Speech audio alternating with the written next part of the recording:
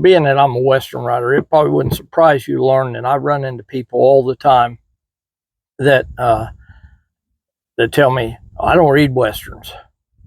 A lot of people say that, and a lot of people mean that, but a lot of people, I think, those same people don't really know necessarily what a Western is. A Western encompasses a large area. When we do the Spur Awards in the Western Writers of America, we have numerous categories. We have 17 different categories of Westerns: nonfiction, historical nonfiction, contemporary nonfiction, just traditional Westerns, historical fiction, the whole gamut of things. And there's all kinds of things that a Western. When somebody tells me I don't read a Western, I usually ask, what ones have you read? And a lot of times people think Zane Grey or Louis L'Amour is the only thing that's Western out there. And I won't take anything away from Louis L'Amour. Louis L'Amour, he's had a huge influence on me. I think he's an outstanding writer. Well, isn't anymore. He's dead now, so he doesn't write too much anymore. But Louis L'Amour had a profound influence on me. Also, someone that isn't known primarily as a Western writer, a man named Robert B. Parker, who wrote the Spencer books and also Jesse Stone mysteries. In his later years, he did write some Western. He had a huge impact on me as an author. But I think a lot of people think Westerns, when they think of Western, it's straight one shootout right after another. And they are out there. There are plenty of books out there like that. I've been told a couple of my books have a pretty huge body count.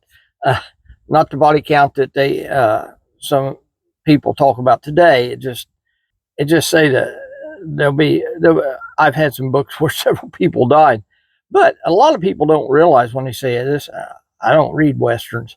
I wrote a book called The Evil Day, which involves a serial killer in the Old West, and yes, that was a thing.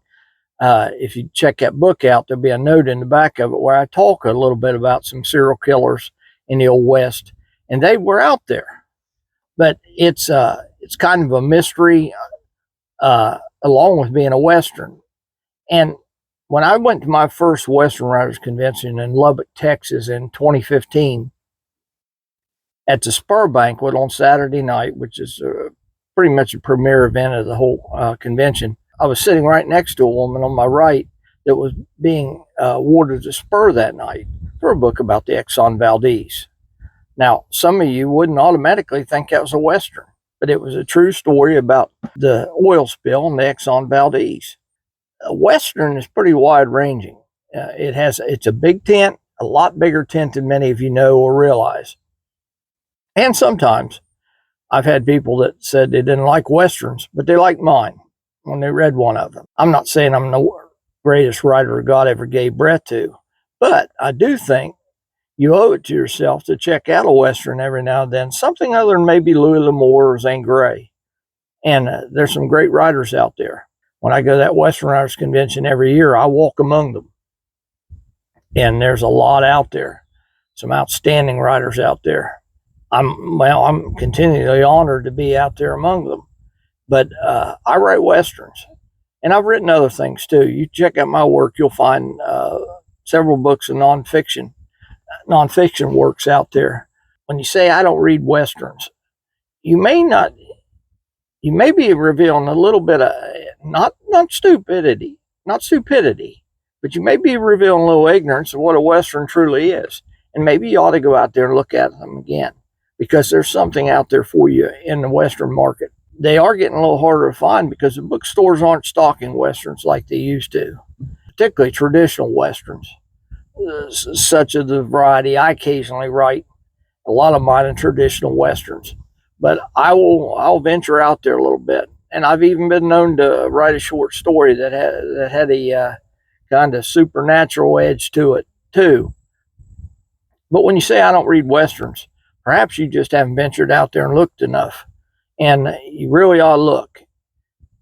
And it's just something I think about sometimes when I hear people. I don't read Westerns. It always find it kind of frustrating a little bit. Of course, I'm a Western author, so naturally it's going to be my thing, and I'm gonna want you to take a look at mine. Obviously, I mean, I'm not stupid, a little on the dense side, but I ain't clear stupid.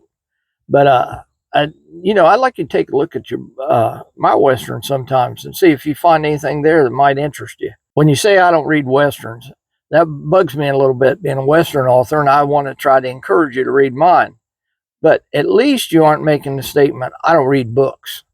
Because when I hear people say I don't read books, that'll get me started on a rant that you really don't want to hear, and I don't want to take the time to go into right now. So anyway, it's just some things I was thinking about while I was out here in the woods doing a little bit of work, doing a cleanup and stuff. Hey, thank you a lot. I'll catch you again soon. Bye now.